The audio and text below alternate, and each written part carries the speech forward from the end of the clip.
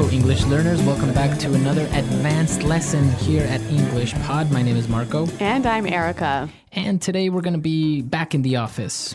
That's right. We are listening in as somebody gets a little bit of trouble from their boss for being a bit late on a project.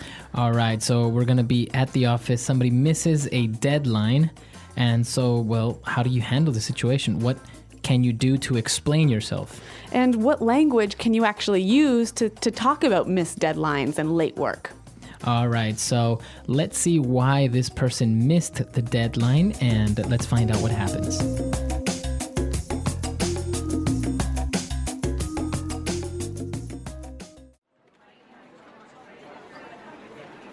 And so I just wanted to check in with you and find out where we are with this project. As you know, you missed a fairly significant deadline last week, and this will negatively impact the team's ability to move forward with the next stages of this project. I know. I'm really sorry that I missed the deadline, but really, it wasn't my fault. You see, we had all of these unexpected technical problems at the last minute, and I couldn't get into the database and extract the kind of information that I needed for the data analysis. You know, if the tech guys would have done their job and kept the CRM stable, then I wouldn't have missed my deadline. Oh, come on. An excuse like that is tantamount to lying. You're essentially blaming the tech team for your time management issues rather than accepting responsibility for the fact that you were procrastinating for the past 2 weeks. No, I'm not trying to pass the buck here. I know it was me who was ultimately responsible for getting this done. But the thing is, I could have finished on time if the system hadn't gone down. And you know, with everything I've got going on now, I can't afford to waste time dealing with technical problems. I've got a lot on my plate, and there are only 24 hours in a day. I'm not going to accept this excuse. You're using these small technical glitches as a crutch and trying to rationalize the fact that you've missed your deadline. Look, we have standards, and I expect you to live up to those standards. No more phony excuses. If you're in over your head, you tell me. No more missed deadlines. Now, I want that data on my desk by 9 a.m.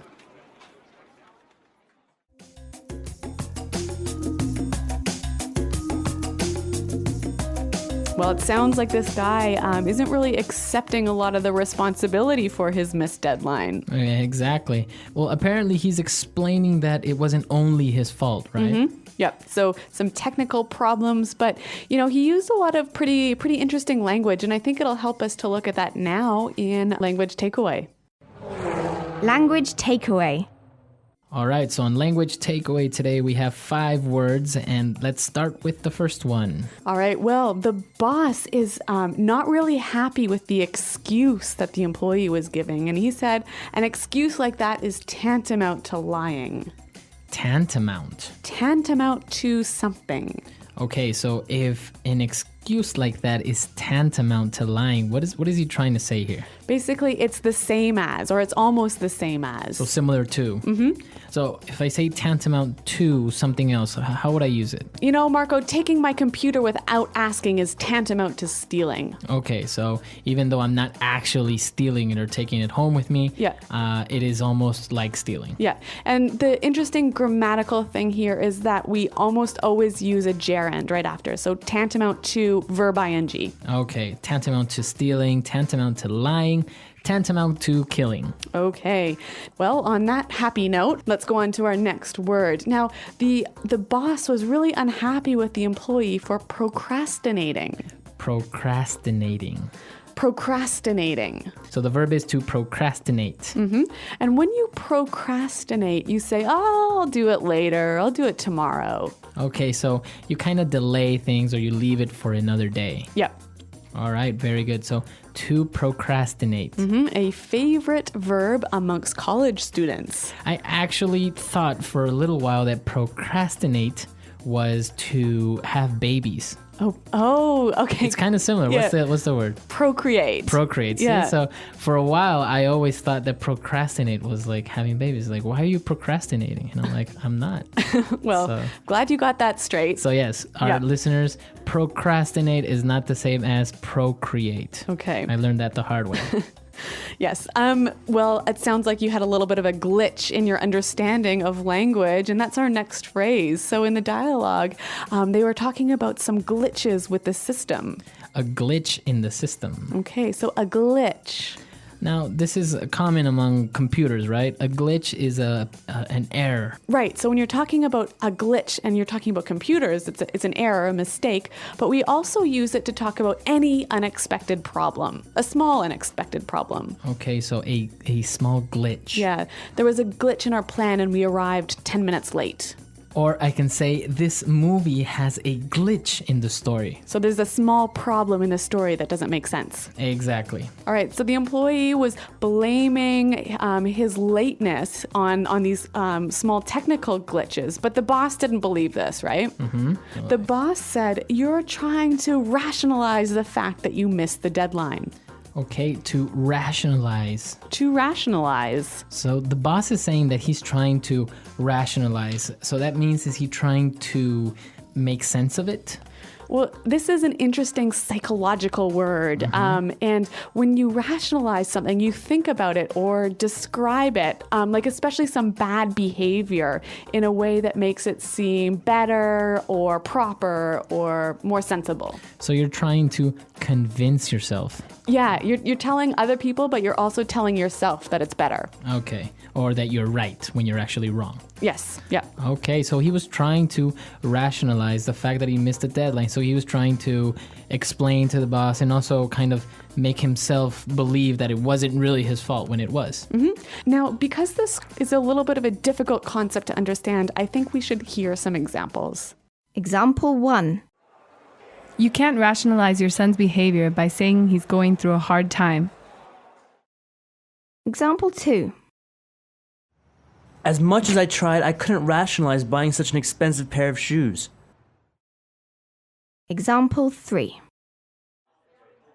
You know it was the wrong thing to do. Stop trying to rationalize it. Okay, so clear as daylight now, this word rationalize. All right, and our final word. So the boss really wasn't happy with these excuses, and he said, "No more phony excuses." Okay, phony. Phony. Phony, phony. So phony is basically false or fake. Right, so a phony statement. Mm-hmm. A phony watch. Okay, a fake watch. Yeah, not a Sony watch, but phony watch. A phony. So a lot of great words in this dialogue, but as you mentioned, we also saw some very interesting phrases that we can use in situations like this. So why don't we start now with Fluency Builder? Fluency Builder. Well, you know, one of the interesting things about English is that we have a lot of ways to make things sound more direct, less direct, harder or softer. And in this dialogue, there are a few examples of how we use softening words to do the opposite, to actually make it a little strong. Okay, so why don't we start with the first paragraph? In the first part of the dialogue, he said you missed a fairly significant deadline. A fairly significant deadline. Now, this word fairly. Kind of, sort of. So it's not very significant, it's kind of significant. Yeah. But in this context, when the person is saying it, it just sounds a little bit softer, but your understanding is... It's a very important deadline. Okay, a very important deadline. So another similar example of this is the boss was saying, "You're essentially blaming the tech team." Okay, you're essentially blaming. So essentially is like basically or pretty much.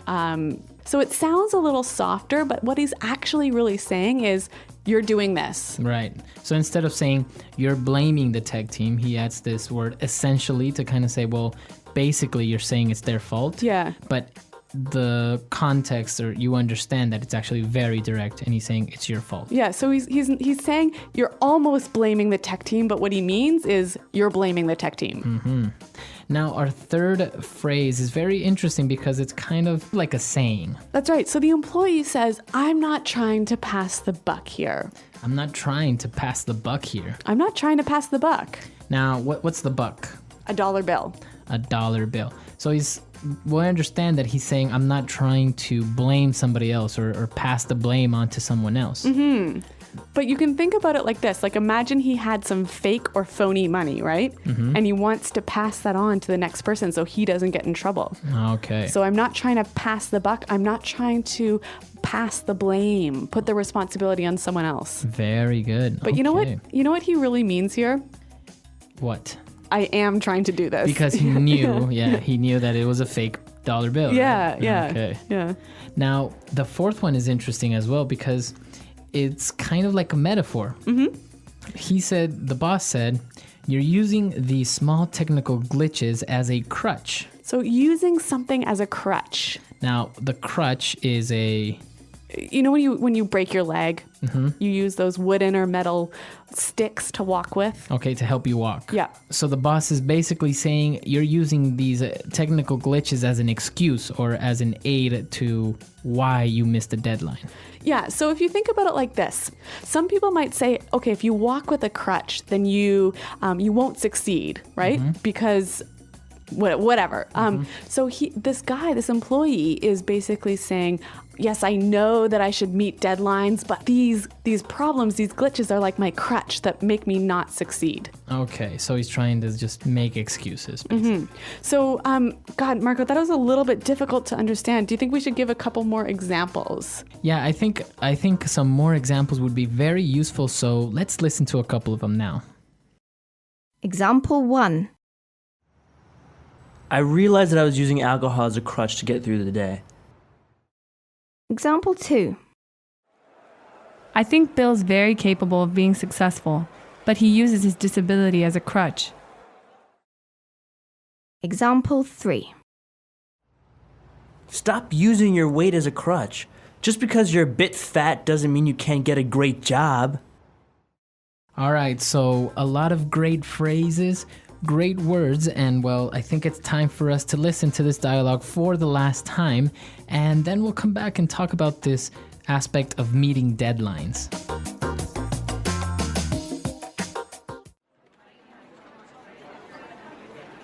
And so I just wanted to check in with you and find out where we are with this project. As you know, you've missed a fairly significant deadline last week, and this will negatively impact the team's ability to move forward with the next stages of this project. I know. I'm really sorry that I missed the deadline, but really, it wasn't my fault. You see, we had all of these unexpected technical problems at the last minute, and I couldn't get into the database and extract the kind of information that I needed for the data analysis. You know, if the tech guys would have done their job and kept the CRM stable, then I wouldn't have missed my deadline. Oh, come on. An excuse like that is tantamount to lying. You're essentially blaming the tech team for your time management issues rather than accepting responsibility for the fact that you were procrastinating for the past 2 weeks. No, I'm not trying to pass the buck here. I know it was me who was ultimately responsible for getting this done, but the thing is, I could have finished on time if the system hadn't gone down. And you know, with everything I've got going on now, I can't afford to waste time dealing with technical problems. I've got a lot on my plate, and there are only 24 hours in a day. I'm not going to accept this excuse. You're using these small technical glitches as a crutch and trying to rationalize the fact that you've missed your deadline. Look, we have standards, and I expect you to live up to those standards. No more phony excuses. If you're in over your head, you tell me. No more missed deadlines. Now, I want that data on my desk by 9 a.m.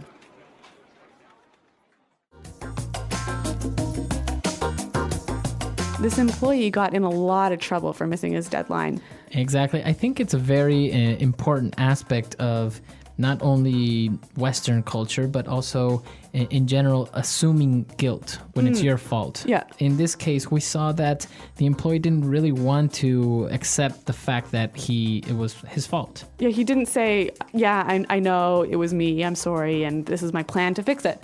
Now, this is very important among cultures because in some cultures, the aspect of losing face is so important, right? Right. So somebody may not really want to assume guilt, or they have to because it's part of the culture. But what's the standard in North American business practice? I would say that you would have to assume responsibility and take responsibility for your actions, right? And say, yes, it's my fault, I did it, but I'm gonna get it fixed, or I'll do it, or I'll make up for it.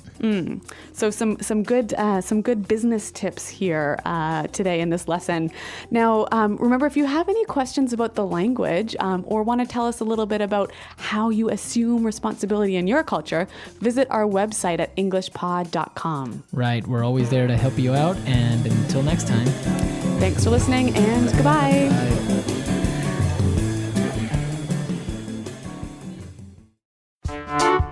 The English Pod Audio Review. Listen to the meaning, then say the vocabulary word. Same as, equivalent to. Tantamount. Later than expected. Behind schedule. Very important or very relevant. Fairly significant. The action of delaying one's work. Procrastination. In essence, basically. Essentially. To create an untrue story. Fabricate. Used to indicate you justify failure with excuses. As a crutch. To give the reasons why you did something wrong. Justify. To explain bad behavior in a way that falsely makes it seem proper or better. Rationalize. The quality of being late often. Tardiness. To have an effect on something. Impact. Continue, go on. Move forward. Coming without warning. Unexpected. At the last moment. Last minute. Leave tasks or duties for a later time. Procrastinate. Blame someone else. Pass on the responsibility. Pass the buck. At last, in the end, eventually. Ultimately. Another way of saying I have many things to do. On my plate. Not true. Fake or false. Phony. Too much to handle. In over your head. Let's try that faster. To give the reasons why you did something wrong. Justify. Too much to handle. In over your head. Later than expected. Behind schedule. Another way of saying I have many things to do. On my plate. To explain bad behavior in a way that falsely makes it seem proper or better. Rationalize. Leave tasks or duties for a later time. Procrastinate. Not true. Fake or false. Phony. Same as, equivalent to. Tantamount. At last, in the end, eventually. Ultimately. Very important or very relevant. Fairly significant.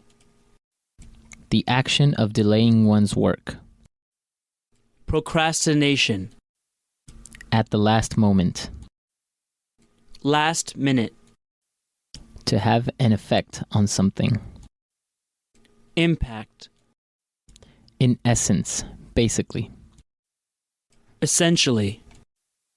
Continue, go on. Move forward. Used to indicate you justify failure with excuses. As a crutch. Coming without warning. Unexpected. Blame someone else. Pass on the responsibility. Pass the buck. The quality of being late often. Tardiness. To create an untrue story. Fabricate. Now say the word and hear it in a sentence. Tantamount. Not telling me everything is tantamount to lying. Tantamount. The way you request things is tantamount to a demand. Be more polite. Tantamount. The president's words were so harsh that they were tantamount to a declaration of war. Fairly significant. There is a fairly significant amount of money in that bank account. Fairly significant. There is a fairly significant chance that you will get the scholarship. Fairly significant. The president talked about how fairly significant economic growth is expected this year. Essentially. By not believing what I'm saying, you are essentially calling me a liar. Essentially. The company is essentially laying people off in order to reduce costs. Essentially. Carl essentially told his boss that if he doesn't get a raise, he's going to quit. As a crutch. I realized that I was using alcohol as a crutch to get through the day. As a crutch. I think Bill's very capable of being successful, but he uses his disability as a crutch. As a crutch. Stop using your weight as a crutch. Just because you're a bit fat doesn't mean you can't get a great job. Rationalize. You can't rationalize your son's behavior by saying he's going through a hard time. Rationalize. As much as I tried, I couldn't rationalize buying such an expensive pair of shoes. Rationalize. You know it was the wrong thing to do, so stop trying to rationalize.